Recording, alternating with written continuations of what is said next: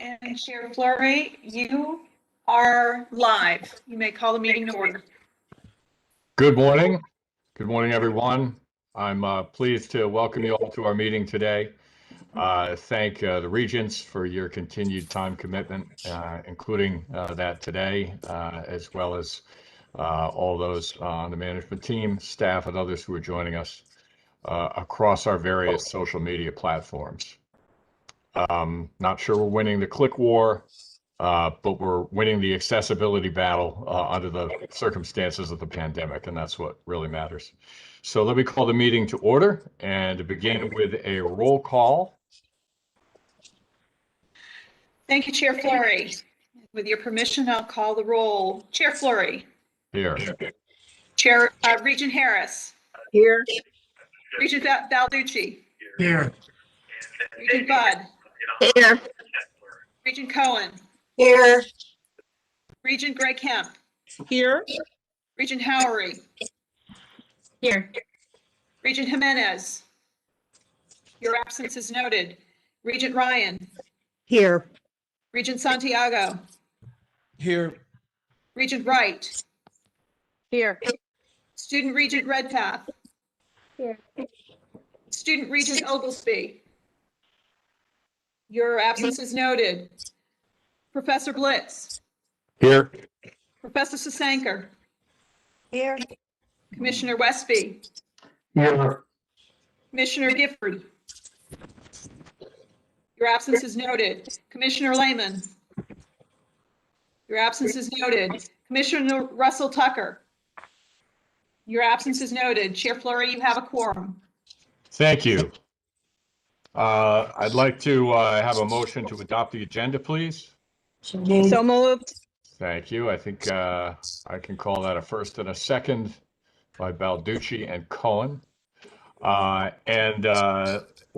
me ask if there are any questions or concerns about the agenda. All in favor? Aye. Aye. Any opposed or abstaining? The agenda is approved. Okay, we always offer an opportunity to address the board, and today is no exception. Those who were to address the board, as usual, registered in advance, so we knew they were coming and could facilitate. And to do that, I'm going to defer to Pam to facilitate the public comment 30-minute session. Thank you, Chair Fleury. This month, we've been able to accommodate all requests for public comment. And in addition to the 8 presenters we have today, we did receive one letter from a student, which has been forwarded to the Regents in advance of this meeting. He was unable to join us due to his class schedule. And in accordance with the Freedom of Information Act guidelines as amended during the pandemic, that letter was posted on the CSCU website immediately prior to the meeting start time. And with that precursor, I'd like to welcome our first student presenter, Becca Pacilio. I believe I said that incorrectly twice. Pacilio. You were okay. Thank you. I just have a super quick question before I get started. After this, do I have to stay till 12 or am I able to leave? Because I do have work at 11:30. You can be dismissed after your 3 minutes. Okay, awesome. Sounds good. I'm ready whenever you guys are. And we are ready. Thank you. Okay, good morning. We need colleges to require you to take a basic first aid class as a graduation requirement. I want you to imagine someone you know is choking right in front of you and you only know to call an ambulance that is 5 to 10 minutes away. Today, I want to talk about colleges should require you to take a basic first aid class in order to graduate and why people are dying because they aren't getting the immediate basic first aid they need. I myself know CPR, but only know one other person my age certified. The problem seems to be you're taught in high school, but how do we know it's the proper way? Most likely it's only taught in 1 to 2 health classes, and when it is taught in high school, believe it or not, only 11 states require it, and only 8% of the teachers are actually CPR certified, according to the American School of Cardiology. Imagine learning CPR or thinking you learned it, and the instructor was not even certified. If universities and colleges started requiring this as a class, that would mean the instructor would have to be CPR certified, but also first aid credited, meaning we are learning the correct way. A basic life support class is only $80 to $100 and only 4 hours, according to the Response Institute of American Cardiology. So even if this class was a one-day requirement for freshmen to take, it would help tremendously. This class teaches you CPR, improvement of chest compression, realistic scenarios and simulations. And it teaches additional medical support information such as administering oxygen masks, splints, and controlling bleeding. Many people are dying just because they don't get this basic help. Imagine you spend that extra $80 to $100 and it's a life-changing amount of money. 356,000 out of hospital cardiac arrests occurred in 2017, and only 45% received bystander help before professionals arrived, according to the American Heart Association. And 88% cardiac arrests happen at home, and sadly, only 8% survive because we don't know what to do. 70% of Americans feel helpless because they don't know how to administer CPR and their training has lacked significantly. If we change that percentage, imagine the change in the medical field, because 4 out of 5 cardiac arrests actually do happen at home. Getting this type of basic life skill training will not only help you, but it's also a life-changing amount. Universities only need to require this as a one-day class that is a requirement for all freshmen. Less than half of the out-of-hospital accidents are attended to before professionals get there, and this could all change if we required this. Wouldn't you want someone to know what to do if you were struggling? Imagine if you were in your backyard and your spouse or your kid or your friend was struggling and all you could do was call an ambulance. I don't know how that would affect me mentally, but it probably wouldn't sit there good in my head.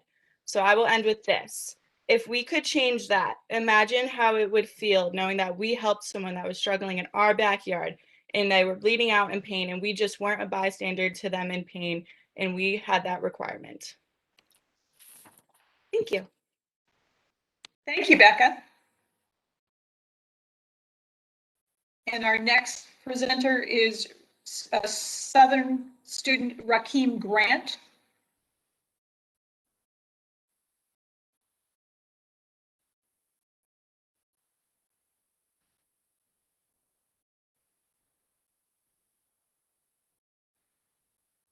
Oh, is it my turn to go? Yes, sir. Alice? Oh, there he is. Rakeem, can we put video on, please? Yep. There you are. Fine. Are you ready? Yeah, I'm ready.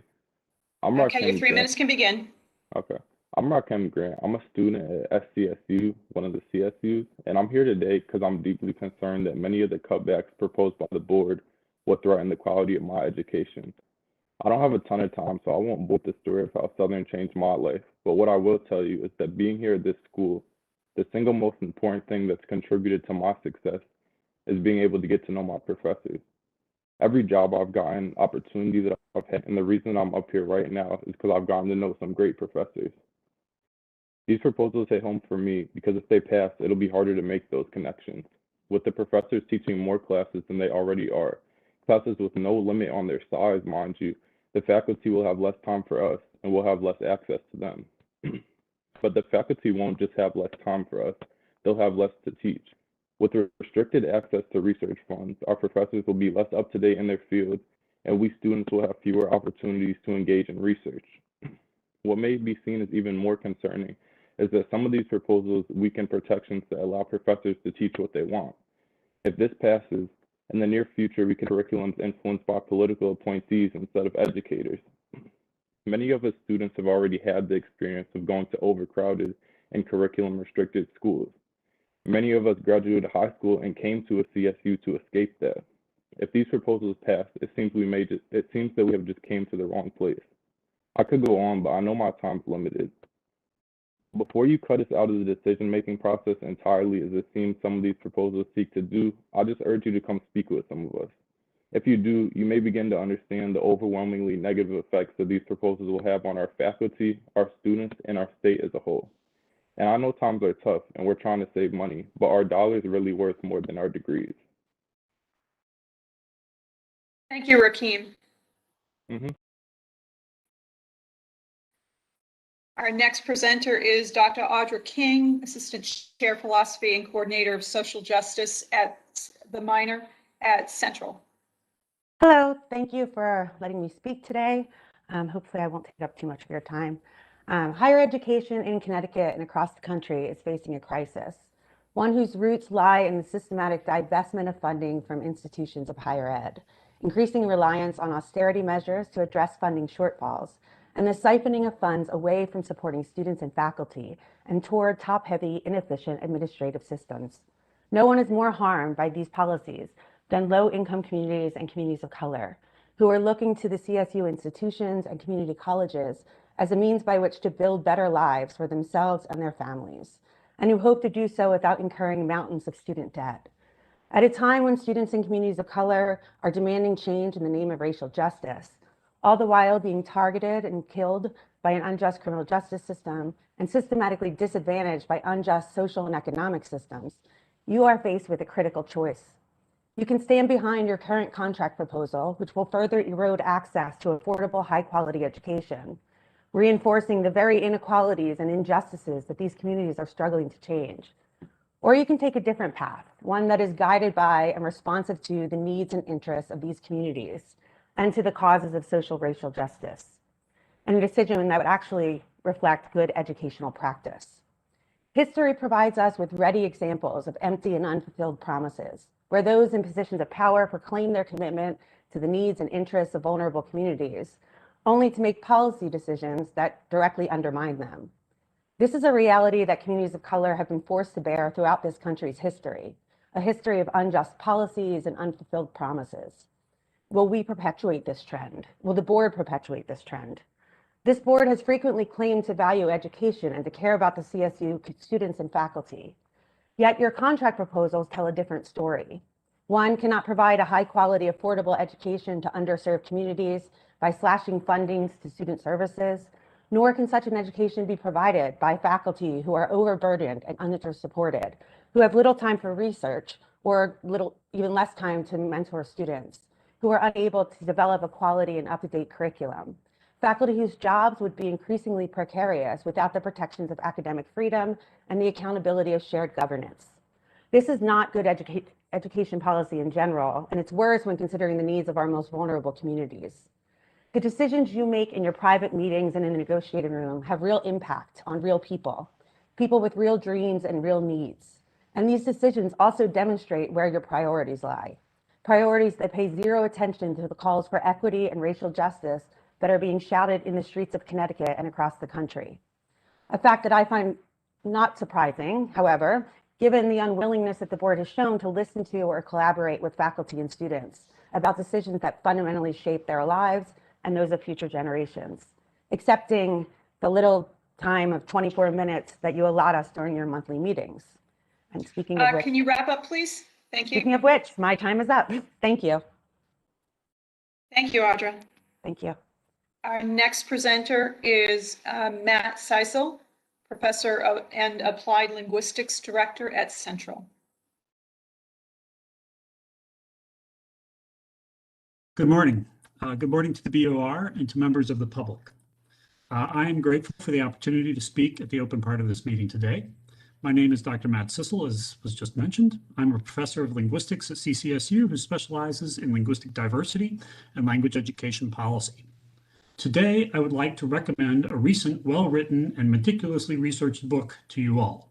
Grab a pencil and write this down so you know what to ask for at your local public library. The book is entitled The Sum of Us: What Racism Costs Everyone and How We Can Prosper Together. And it is written by Heather McGhee, a prominent public policy expert. It is about how institutional and systematic racism has subverted public goods in America since the civil rights movements began, the process of dismantling legal racism more than 50 years ago. The central example in the book from the civil rights era is the local closure of many previously segregated public swimming pools after legal challenges forced racial integration. The point made again and again is that dismantling of public goods based on subconscious or conscious racial fear puts everyone, whether Black, brown, or white, it hurts everyone, whether Black, brown, or white. The only small exception to those is those few who have the means to build their own private pool. In chapter 2 of the book, the author argues convincingly that the collapse of public investment in higher education and the rise of crippling student debt is another example of racialized policy damaging public goods for all Americans. Now, I have the privileged voice of an educated white man in this society, and I came to Connecticut from the South 20 years ago to be a professor at CCSU. I teach in order to use my privileged voice to help promote the voices of those who are less privileged, like children with a home language other than English. I work hard to promote equity and opportunity for my students and also for their students. Sadly, I do not see this board or the central office contributing to that same mission. Instead, I see misguided policies of austerity, like the so-called Students First initiatives and the wasteful and destructive consolidation of the community colleges. I see policies that threaten the quality of CSCU in a poorly chosen strategy that will not promote access or opportunity. I see a board that aggressively attacks employee unions during an unprecedented public health crisis and consistently refuses to bargain in good faith with those who are doing the actual work of our system to prepare Connecticut's future workers and citizens.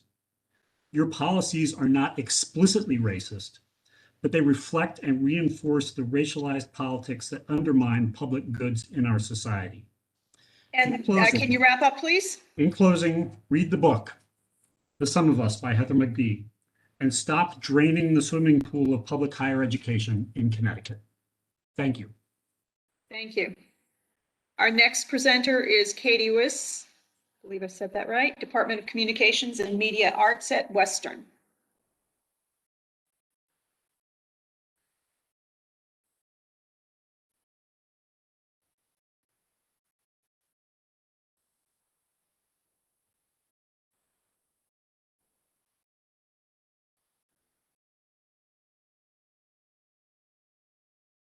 I think I see our next speaker, but not sure she knows that it's her turn. Katie, are you there? I'm here, yeah. Okay, you're 3 minutes. Okay, great. So my name is Katie Wiss, and I'm a professor of communication at Western Connecticut State University. And I've been at Western since 1993, where I have been chapter president, negotiating team member, department chair, and associate dean, and I'm the current chapter grievance officer. Today, I'd like to talk about shared governance. What I and the best professors know is that education and teaching are about creating successful relationships between faculty and students. So too, I believe this applies to our relationship as well. The best shared governance is about building effective working relationships between faculty and administration. It's the long established policy iterated in the Statement on Government of Colleges and Universities, AAUP, where they emphasize the importance of faculty involvement in personnel decisions, selection of administrators, preparation of the budget, and determination of educational policies. Now, given that, think about our current collective bargaining agreement, which really embodies those principles and sets the structure for them. But look at the proposals that each side has made in response to that collective bargaining agreement. In AAUPs, we work to improve these fundamental practices. And in the BORs, faculty governance is severely curtailed. In fact, key faculty committees for promotion and tenure, sabbaticals, and discipline are eliminated. Faculty involvement in important university decisions is ended, such as the discontinuation of academic programs, selection of administrators, scheduling, and student opinion surveys. In short, the BOR proposals are the antithesis of effective working relationships. What the board needs to know is that key indicators of healthy, effective shared governance include the board acknowledging the importance of shared governance, cooperative relationships between faculty, academic administrators, and the governing board, policies and procedures for disciplinary hearings that are consistent with AAUP standards for due process, and committees formed of faculty that determine educational policy, degree design, and scholarly and standards for evaluating teaching and scholarly production. Each of these indicators is embedded in our work. It's embedded in our collective bargaining agreement and in the AAUP proposals. And if you want colleges and universities with experts who know how to work with students, these principles provide the undergirding support. I encourage you to see that open and honest relationships are at the core of effective university governance. Being transparent about communicating financial realities, building a culture of trust so that decisions are in the hands of those with the most information and expertise, and cultivating inclusive teams must also be considered. The benefit will be that embracing these principles will result in increased faculty retention and job satisfaction, and all of this will lead to student success. Thank you. Okay, thank you. Our next presenter is Sinead Ruane from the Management and Organization Department at Central. Okay, I'm not muted. You can hear me. There you are. Good. Great, your 3 minutes can begin. Okay. Good morning, members of the board. Thank you for granting me the opportunity to address you. My name is Sinead Ruane, and I'm a faculty member in the Management and Organization Department in the School of Business at Central Connecticut State University. As a member of the business school, I understand and teach students the vocabulary, concepts, and theories that come with this field. Terms like efficiency, right sizing, revenue generation, margins, and of course, the bottom line. Apart from my experience as a scholar, as a member of American society, I have witnessed how the ideology of business, and more specifically capitalism, has infiltrated many areas of our everyday lives so that we are pressured to think and act using this logic. I am alarmed by the increasing use of corporate culture, language, and practices to describe and determine our university system, when the two are distinct realms and should be kept separate.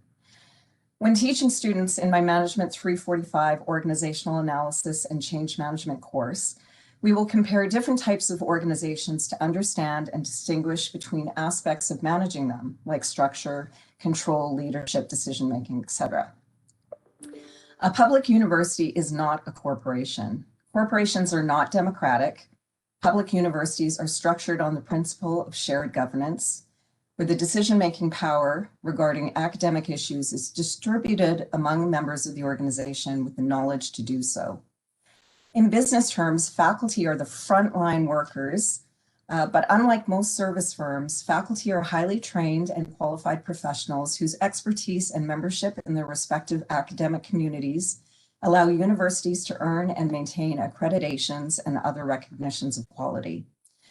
Education is not a commodity, it is a public good. Students are not customers, they are the beneficiaries of this public good, and education is an investment in future generations. I believe I speak on behalf of many of my CCSU colleagues in School of Business when I say I made a deliberate choice to join the faculty because I am committed to the mission of public higher education. I want to teach business subjects, but not be subjected to business logic. I want to be a public servant that helps to build the knowledge and skills of the future business owners, managers, and leaders of Connecticut to ensure a healthy economy and a decent standard of living for all. I ask you to please respect and protect the faculty expertise, academic freedom, and shared governance that keeps our university strong and vibrant. Thank you.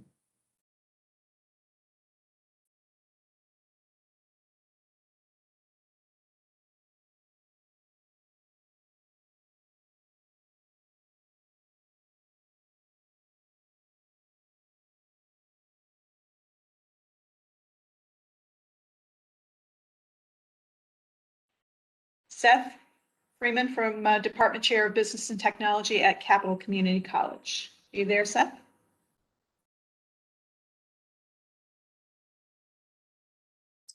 Thank you very much.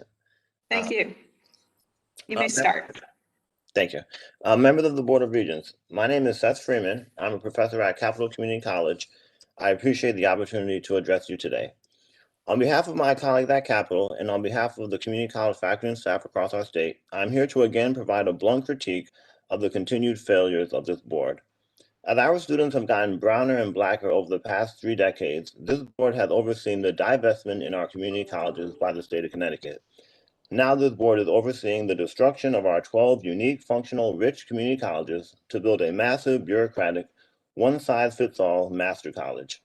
This board is not concerned about equity for our community college students. This board serves at the altar of austerity and as such reinforces ongoing systemic injustices.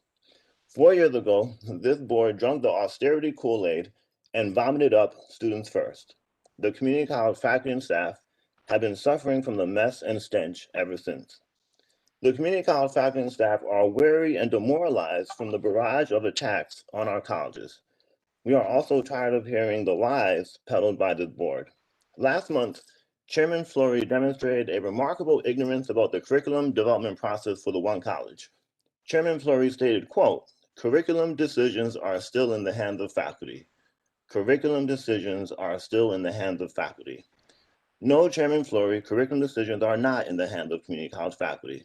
CSCU administrators ensured faculty would never decide curriculum for the one college by instituting a sham curriculum development process in clear violation of shared governance. The vast majority of faculty will never vote on one college curriculum, and system administrators have made it publicly clear that this board will approve whatever the administration wants them to, regardless of what the faculty say. Evidence of this, of course, is the rushed FYE course and the ill-defined token diversity outcome. Now we have system administrators pushing the removal of developmental education. The faculty across our state are pleading to not do this, and they're saying it's a mistake. Again, it makes no difference what the faculty say. This board is merely a rubber stamp for the misguided whims of our system administrators. So that's where we are. And this is why today, the community college faculty and staff have no trust nor any faith in this board. Because of your myopic desire to centralize power and your complete lack of understanding about and indifference toward the faculty and staff, we understand and openly recognize the hostile and abusive partner we have in you. Understanding this, we are organizing amongst ourselves like never before.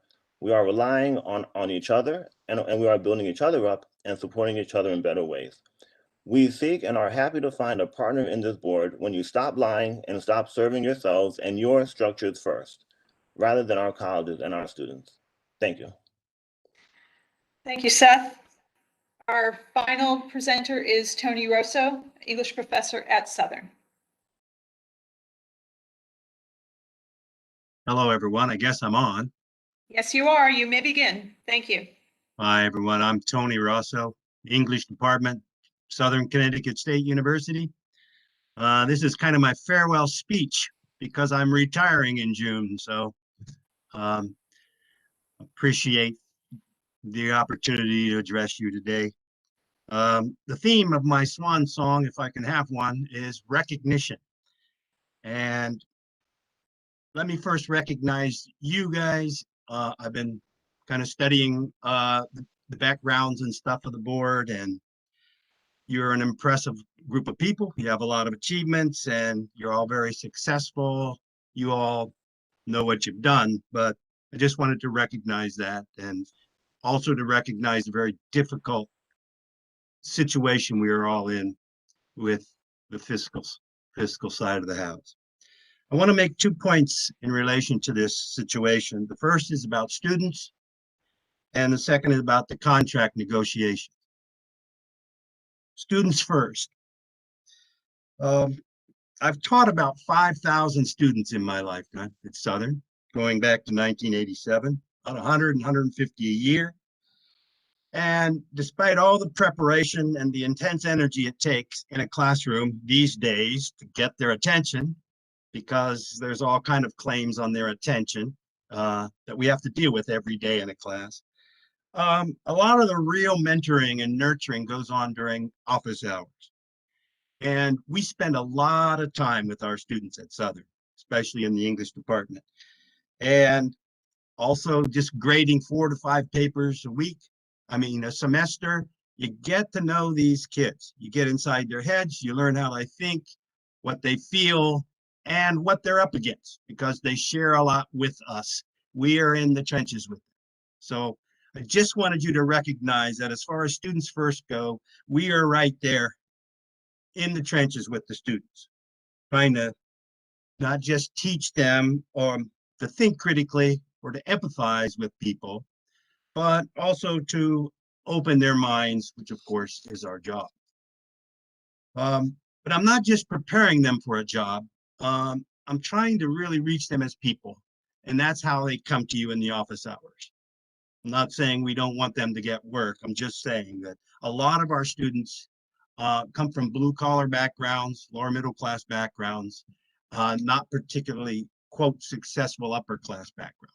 So that also requires a recognition. I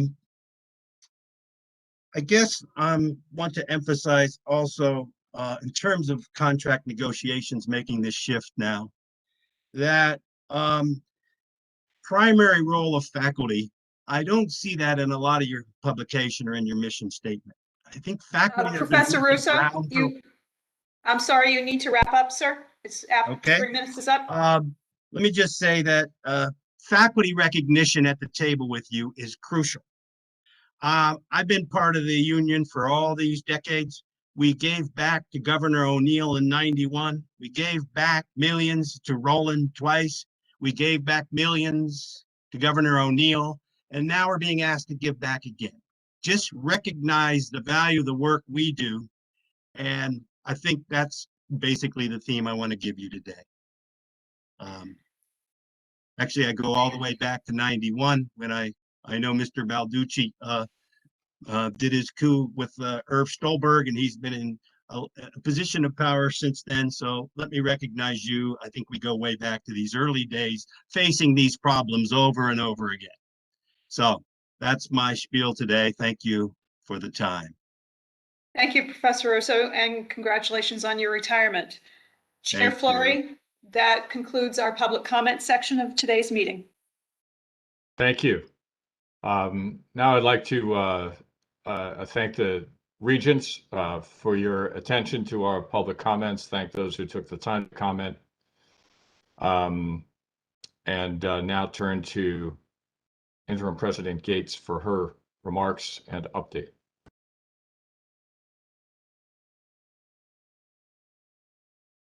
Thank you, Chair Fleury. This unmuting and muting just takes a little getting accustomed to.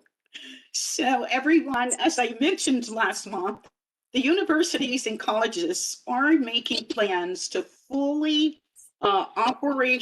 become fully operational for the fall semester. This includes increasing the staffing over the course of the summer and planning for more on-ground classes and student activities and supports this fall. I am also pleased to report that we are working with the state to provide COVID vaccines to our university students, which started this week, and we'll be doing the same for college students, hopefully in early May. The more shots we get in the arms, the more fully we can operate in the year ahead. On Monday, we held a press conference at Gateway Community College with representation from CSCU and our partner private colleges with Governor Lamont to highlight the fact that we are back with the safe in-person classes, services, and supports our students need and deserve. We also made clear that now is the time for students and potential students to fill out the FAFSA form, which is very important, and register for classes.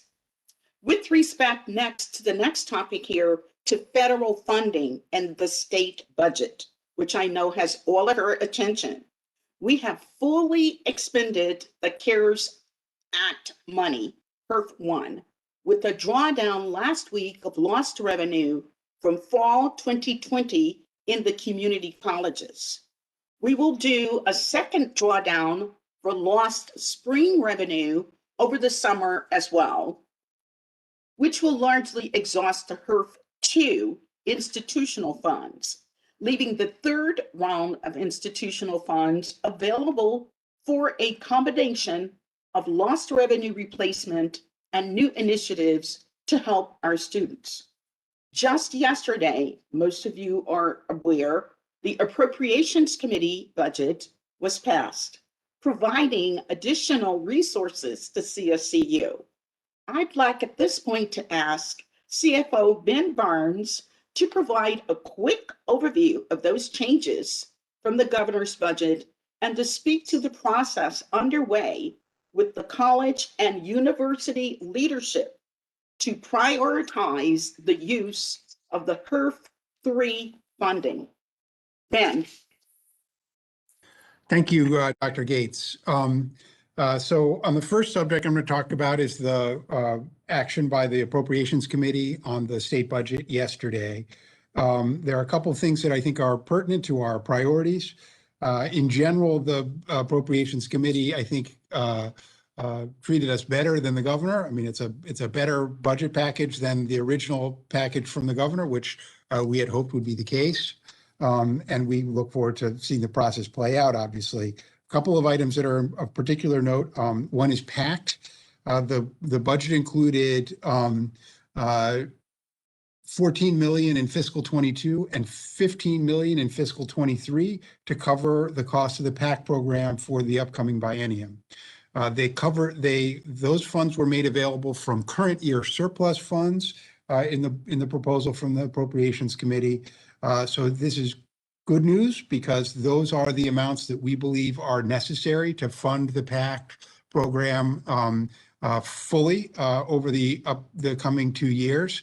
The problems that I see with this approach are, one, that by funding it out of surplus funds this year, we still don't have a permanent recurring source of funds for the PACT program. Once those are completed, the budget referenced some of the proposed legislation around the iLottery and other revenue sources for the future after the biennium of the PACT program, but those remain unresolved. The other issue is that we had anticipated getting a deficiency appropriation to reimburse the community colleges for the $6 million in PACT funding that we committed from our community college reserves this year, and that was not included in the budget proposal. The other item that is significant is around SERS, which is the State Employee Retirement System. It is the unfunded liability in our SERS system that makes our fringe benefit rates so extraordinarily high and is a constant source of financial trouble for CSCU as well as UConn and other outside agencies that pay for fringe benefits. The Appropriations Committee recommended using one-time funds, surplus funds to support a payment for unfunded liability portion of our fringe benefits that otherwise would be paid by students from tuition funds. The amounts that they proposed don't line up with what we had expected for those, because we had provided reporting to them of the amounts that we spend on that unfunded liability, and the amounts that they recommended are somewhat different than that. But we imagine that those we will over the coming months reconcile our understanding of exactly what those amounts should be and how those are to be used. But the amounts that were recommended by the committee included I'm sorry, I'm just make sure I get give you the exact right number. The amount that was recommended for those items was about $21 and $22 million to the community colleges over the biennium, and $8 and $9 million to the state universities over the biennium. We think that undercounts the amount that the universities would need to fully cover their unfunded liability payments, and we will be working with the committee and the staff to come to a mutual understanding of what the number ought to be and to get that number increased. The other area is that they've neglected to provide unfunded liability support for Charter Oak State College. The numbers are much smaller because it's a smaller organization, but Charter Oak pays about just under $1 million a year in unfunded liability payments, and that is a significant cost to them. And we are going to make very clear that we would hope that they will include Charter Oak in this very generous and appropriate new provision to cover unfunded liability payments. Otherwise, the appropriation that was recommended is in line with what we had seen from the governor and in line with recent experience, subject to those improvements in the area of PAC and CERT. I will tell you that the next subject I'm going to cover is the process that we're in the middle of now to identify campus or college initiatives, system-wide and individual college initiatives to be funded out of the HERF funds, the HERF institutional funds. You recall there are HERF funds that are dedicated, that must be spent on student financial assistance. Those we've been spending so far. We've gone through the first 2 rounds, and we have a 3rd round of student financial assistance funding that we will expend over the coming biennium. On the institutional side, we have set up I have invited members of the community college community, both faculty, staff, et cetera, to nominate themselves or to work through their campus leaders to nominate themselves to serve on one of, I think there are 9, though one of them seems to have split, maybe 10 committees that are identifying within subject areas appropriate initiatives that we should consider to spend some of our money on to help our students recover from the pandemic. Those include professional development. There's one on mental health. There's one on technology improvements. There's one on enrollment management improvements. There are a few around building facility items, et cetera. Those committees have submitted proposals this week to my office. I have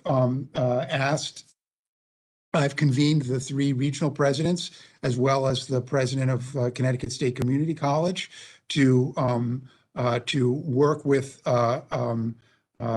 system staff to develop a process for them to review and take input from the college leadership and provide a set of recommendations to President Gates over the next several weeks for a prioritized listing of items that we should consider spending these HERF funds on.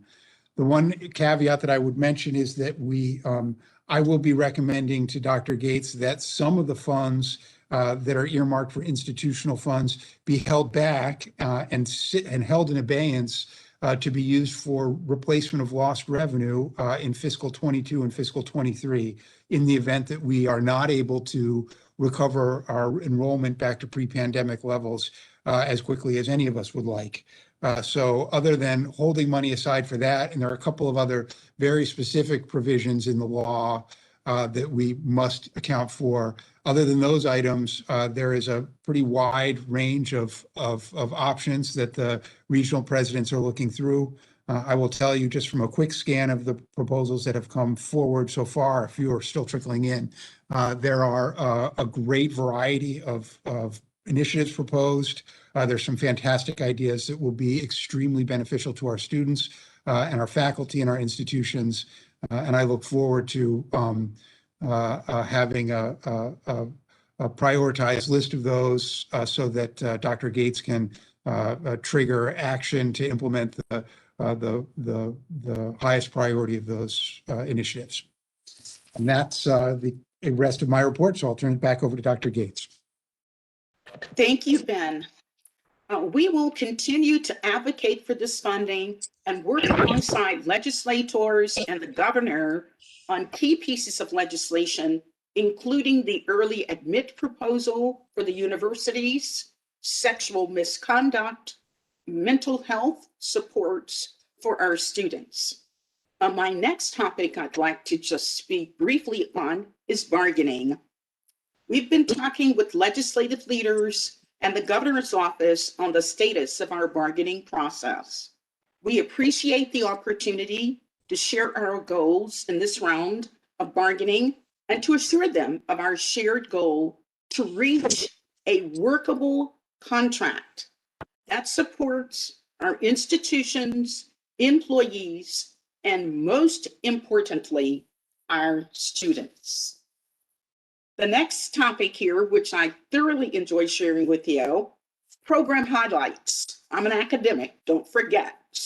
Last Friday, 29 high-achieving students from the 12 community colleges were named to the Phi Theta Kappa All-Connecticut Academic Team. Phi Theta Kappa, known also as PTK, programming provides a framework focused on student development around a central theme that promotes civic and collegial engagement, empowering students to determine the specific activities best suited to their institution's climate and culture. For the first time, the Board of Regents for CSCU will award each student a $200 scholarship. This recognition is outstanding in acknowledgement of an outstanding achievement and the result of their hard work, leadership skills, and commitment. We really take immense pride in these students, some who have overcome tremendous challenges to attend college, and particularly during a pandemic, as they continue their education, their perseverance to begin careers in their chosen professions. I would also like to take the time to acknowledge the outstanding commitment and support of the faculty and staff who dedicated innumerable hours in support of PTK scholars. I would like to highlight 2 chapter faculty advisors who have gone above and beyond the responsibility of chapter advisors. They are Professor Crystal Wiggins and Professor David Brida from Northwestern Connecticut Community College. Our students are fortunate to have such dedicated faculty and staff in our community colleges. So cheers to those guys. Lastly, we are all gearing up for the in-person commencement ceremony starting in early May. Thank you to all the campus teams who are working so hard to provide our graduating students with the safe and celebratory event. There are very creative activities underway to commemorate these important educational milestones. As we work to repopulate our campuses within our plans to return to the full on-ground activities by the fall, we held a press conference this week with Governor Lamont to highlight the fact that we are back with the safe in-person classes. And we also made clear that now is the time for students and potential students to fill out those FAFSA and to enjoy a productive fall year. So thank you very much for giving me the opportunity to share this report. Thank you, and thank you for your leadership, Dr. Gates, and for the great work of the team, and thank you for recognizing the work of the faculty and staff across the system. And I want to also just echo a note of appreciation to our CFO, Ben Barnes, for the way in which he is engaging the community in the discussion of some of the pandemic relief funds so that they could be put to best use. And some of the things you mentioned, Ben, I thought it sounded really, really exciting and impactful, and hopefully they can come to fruition. And you have this board's support in advancing the best of those. For my part, it's difficult in the great swirl of information, some of which is real, some of which is not, to avoid engaging in debate in a forum where we're trying to get business done, and balance that against the really destructive impact of misinformation that is causing people to draw conclusions that are not accurate, not well informed. And among those is that the members of this board are untruthful, unaware of reality, misguided, etc. We're certainly not going to be 100% in agreement with one another or all other parties to this difficult and challenging and important work we do all the time, and that's acknowledged. I would just say that everything we do is deeply cognizant of the disinvestment in public higher education broadly, which thank God, at least on a momentary basis through the pandemic relief funding, we're seeing reversed. The question is, will that be sustained? And that's where the CFO's office continues to flag us down and say, just remember this money is temporary. And the impact of that on students, crushing student debt is among the things that was referenced. And I think all of us in this work recognize that our system is really the only option remaining to most students through which they can have the higher education they need and not walk away with crushing student debt. And in view of the clientele we serve, of which I'm, as you know, proud to have been one, this is a particular concern. Without going into great detail, the idea that our proposals have to do with reducing access to higher education, obviously are not accurate. Contrary to these assertions, we are actually competing against AAUP proposals that would reduce their classroom time, that would increase their sabbatical time, that would increase release time, that would increase pay. And we have, as I think has not been acknowledged, indeed, and I'm not a negotiator at the table, but this board cares about this, and we have heard on multiple occasions the concern about our initial proposal to increase course loads as opposed to retaining it to the current load.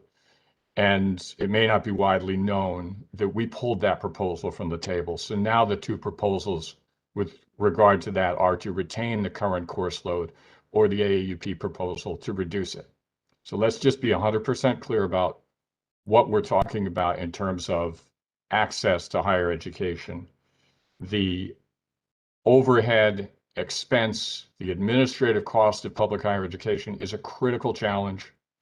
When you have 12 community colleges, some of which are 15 minutes away from each other in a tiny state like Connecticut, you can't talk about that without asking yourself whether it makes sense to have 12 parallel full administrations with all the expenses of those administrations, or whether there might be a better way to achieve that.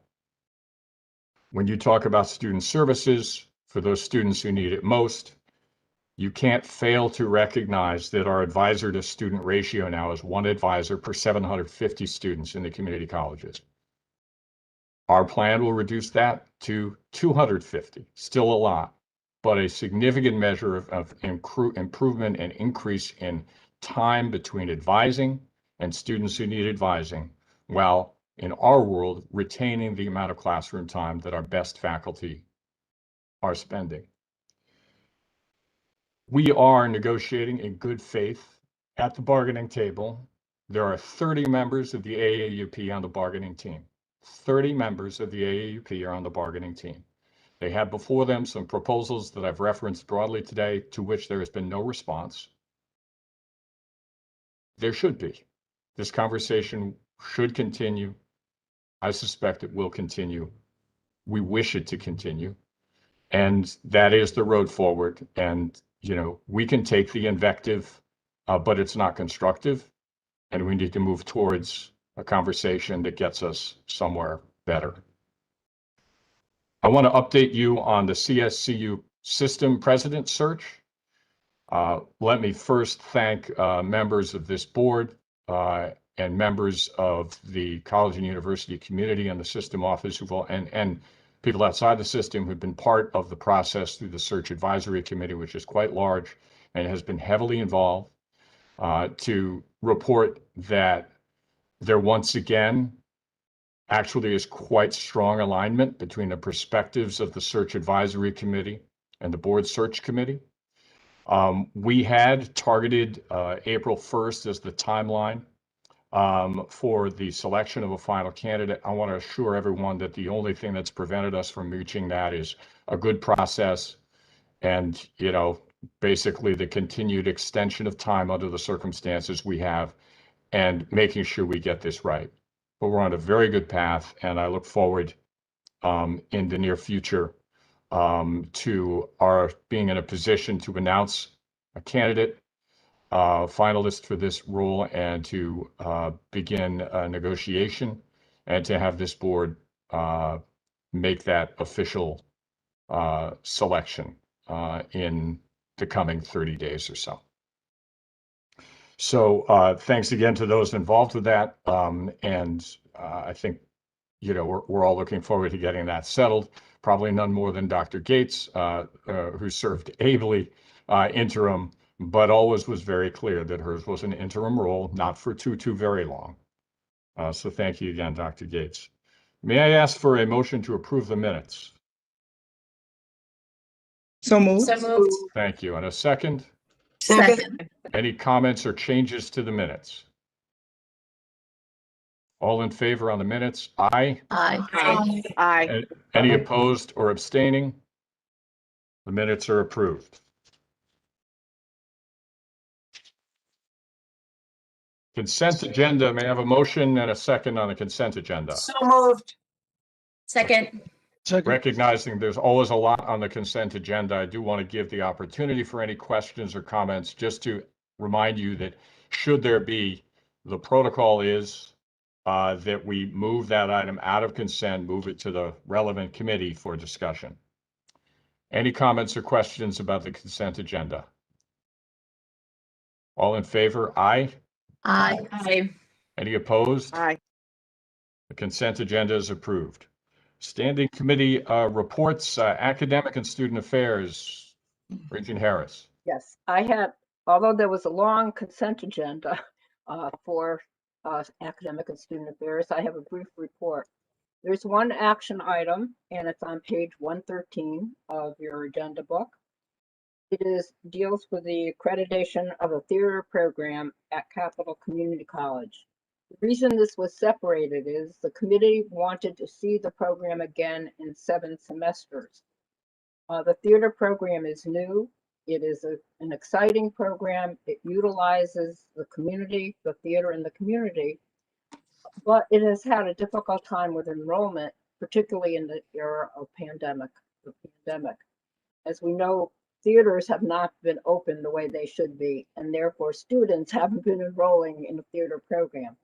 So we asked to see the program again in 7 semesters to make sure that it is a viable, sustainable program.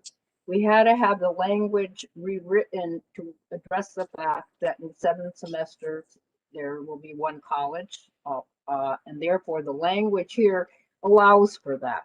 If that happens, we will see it as an aligned program, not as a standalone program. So I move the motion on page 113. Second. I second. Any questions or discussion? All in favor? Aye. Any opposed or abstaining? Okay, thank you. That's approved.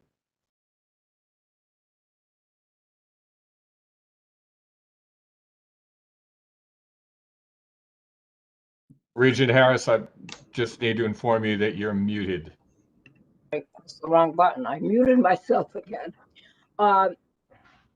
Page 82 of the agenda was an item on research and teaching awards for our faculty. Do this annually, and in the past, that's 2 years ago and earlier, we have actually had faculty come to receive these awards. It's a monetary award. It addresses our very, very impressive faculty members, both for their outstanding and innovative teaching and for their scholarly work. We will do something, I guarantee you, in the May meeting. It won't be in person, but we do want to recognize these wonderful faculty members that are serving our students so well. And this is across the 17 institutions. So stay tuned to the May meeting, and you'll have a chance to really congratulate all these wonderful awardees. I also want to echo Dr. Gates's congratulatory notes to the members of the Phi Theta Kappa academic team. This is really the Phi Beta Kappa of the community colleges in many ways. It's really an honor to be in the organization. And these students all are leaders And also they maintain a 3.5, at least a 3.5 grade point average. So it's a remarkable group, and Dr. Gates addressed them recently, and I want to extend the congratulations of the Board of Regents to these individuals. So thank you. That's my report. All right, thank you, Regent Harris. I appreciate it. Did someone?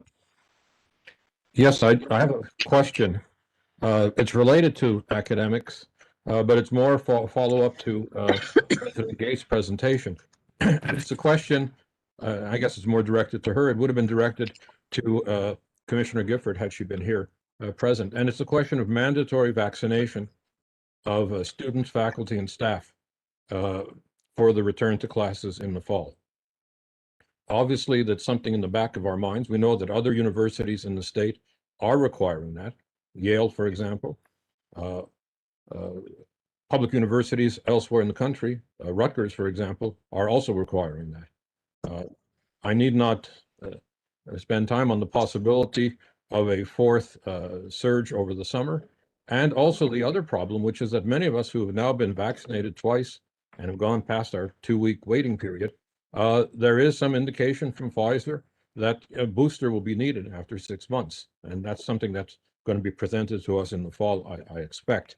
Therefore, what I'm asking is that we have a policy, and I would recommend one of mandatory vaccination for students, faculty, and staff returning to on-ground, and for students in particular, in residence activity for the fall.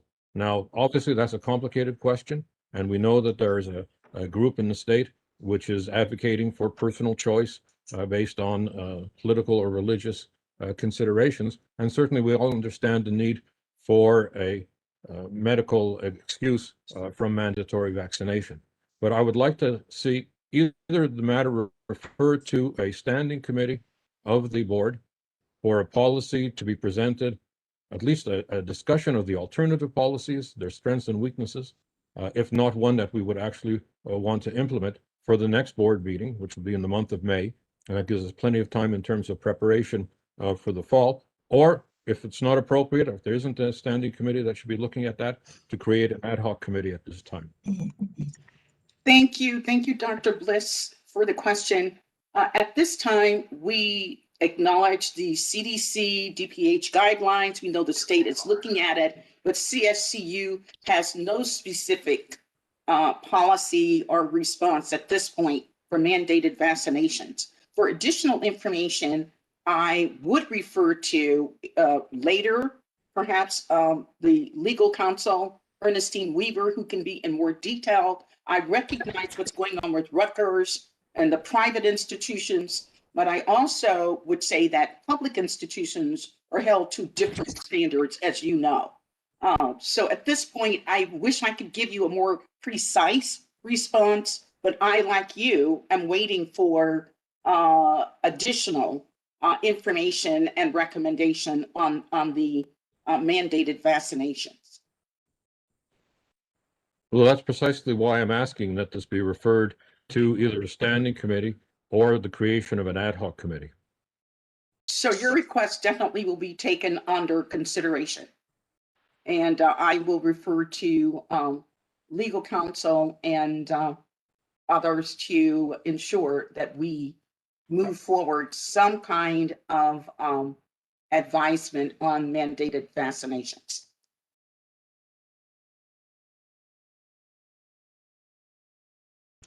Well, had I been a voting member of this board, I would have moved a motion. But as such, I will defer further comment until next meeting. And Dr. Blitz, please be assured that your comment is definitely noted on my notes and I follow up. So you will get a response. Thank you. It's also important to remember you just had the House pass a piece of legislation dealing with that in the school system. What kind of an impact that will have on public universities and colleges, I'm not certain, and I think Dr. Gates is going to refer and get some thoughts on that. It's incumbent, though, I think, that we return students to campuses along with faculty and staff. just as elementary and high school students, I think there's a whole different attitude and a progression of positive things that occur when we have students and faculty on campus rather than doing the online type of business. And I would hope that as we move forward toward the fall semester, that is where we end up with, and that's faculty and staff in line on the campuses with dormitories and dining rooms full of students and activities that go on at the colleges and universities. I'd like to recognize our student regent, Nielsen. There you go. Floor is yours. I just wanted to mention that I believe that the current vaccine requirements or immunizations against measles, rubella, mumps, and chickenpox, I think is the last one, are all basically defined by the general statutes under 10A 155. So we would hopefully be looking to legislators to either amend that or potentially to the governor to expand that under his executive order power as he's waiting it out, because that authority is already defined on the state level to require vaccinations, and it might be easier for it to go through those avenues than for us to try and define a new authority under the Board of Regents to require vaccinations. All right, thank you, Regent Nielsen and Regent Blitz. So I am going to, take at face value, and I know with great confidence that Dr. Gates will continue to look at this. We do want our legal counsel all over this. This is clearly an important question, not only on its face, but in terms of who has something to say about this. And as Regent Balducci stated, there's legislative action happening right now that could affect this. So duly noted, and thank you for raising this concern, on which we will follow up. Do you have anything further of Dr. Harris from Academic Student Affairs? I think you're done. Yeah, I'm You're done. covered, right? Thank you. Okay, Thank you. great. Thank you. No audit report, no finance infrastructure report, that we appreciate Ben's update earlier. HR and admin, I know you have an update for us, Regent Cohen. Yes, good morning. Good morning, and thank you, Mr. Chairman. I have 3 items to bring to the attention of the board based on the committee's meeting on April the 8th. The first is that this committee is now working on a policy on remote working. It would apply to our management and confidential employees. By way of background, as we all know, our entire system has been working remotely for now probably more than a year. But I would point out, as the committee has, that was not in any way definitely defined as to how it would work. We implemented that suddenly, both to protect our employees and their safety during COVID. So what we looked at our last meeting was the post-COVID era, and we're discussing what remote work is and is not, what jobs lend themselves to this work, how employees can qualify for working remotely, what employee and employer responsibilities would be, how we maintain security for CSCU information and networks and any loaned equipment, and protocols for employees' evaluations during the period of their telecommuting, et cetera, et cetera. Mike Lopez and Diane Maz of our HR unit have been reviewing policies of other institutions, including, I would point out, Charter Oak, which adopted a telecommuting policy during the term of Regent Harris's presidency there. The plan going forward is to, based on the committee's input and the review that Mike and Diane have done, to share and seek input from the campuses and the system office supervisors on how this could be a successful option And we will get that feedback and continue to discuss it. Secondly, shared services. The committee heard updates on the implementation of shared services for IT and for finance. I direct your attention to the agenda packet beginning on page 117 for IT and page 123 for financial services, so you can see the flavor of that discussion. At our next meeting, we're going to have a presentation on shared services for human resources. We also expect that we're going to receive a follow-up report on employees who've been moved into shared services for system entities, so we can get an understanding of where we are now. And finally, item 3, digital archiving. There are two things that are very clear. First, that governance records have significant value. And secondly, that the CSCU system office and our colleges and universities need to preserve all public records and to make access to them available to the public. But since CSCU began in 2011, there's not been any totally coordinated merging or consolidation of relevant documents into a single searchable database. Thankfully, that's where to the rescue come Pam Helene, our Associate Director of Board Affairs, and Patrick Carr, who I see is on with us this morning, the Program Operations Manager for the CSCU Library Consortium. Pam and Patrick have been overseeing this work, and they tell us that as luck would have it, there is the Connecticut Digital Archive.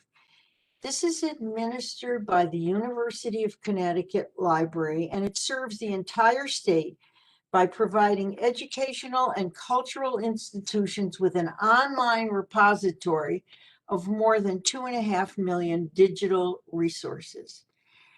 The pluses of this archive are that you can use it for free. They comply with the key standards and best practices of data preservation, that the Connecticut State Archives itself has authorized this archives for storage of permanent records. And finally, the Connecticut Data Archives is a partner with the Digital Public Library of America, which is a well-known repository used by researchers and students to access the digital resources of libraries, museums, archives, and other cultural institutions. So this will make all our documents easily discoverable and accessible to people all over the world.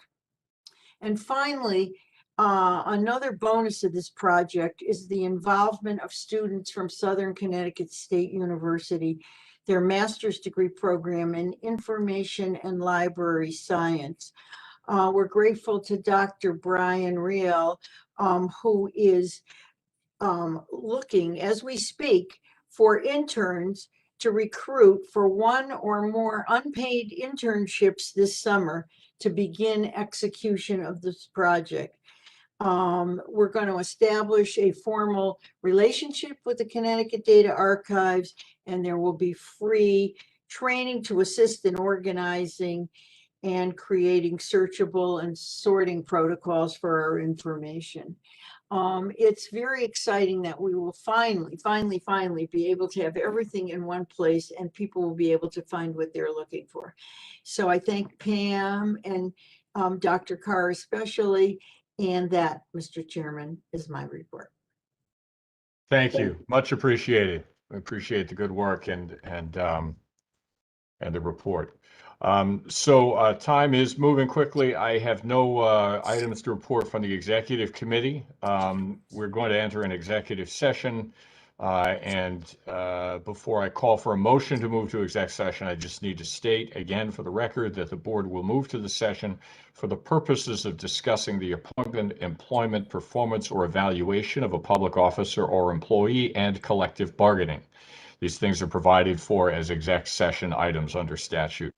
No votes will be taken. No votes will be taken in executive session, and we do not intend any discussion, action, or votes by the board following today's exec session. The only action following the session will be declaring an adjournment, for which I probably don't need most of you.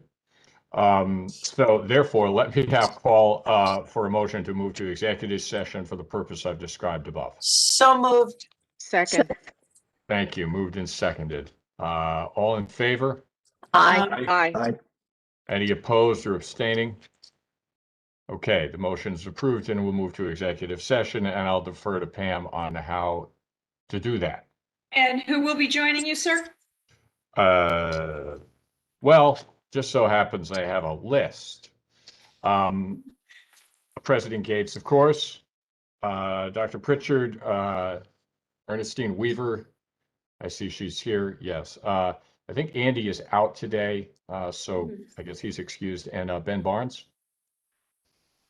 Super. I'll do it. And thank you. We have we voted, and I'm going to stop the stream. Thank you all.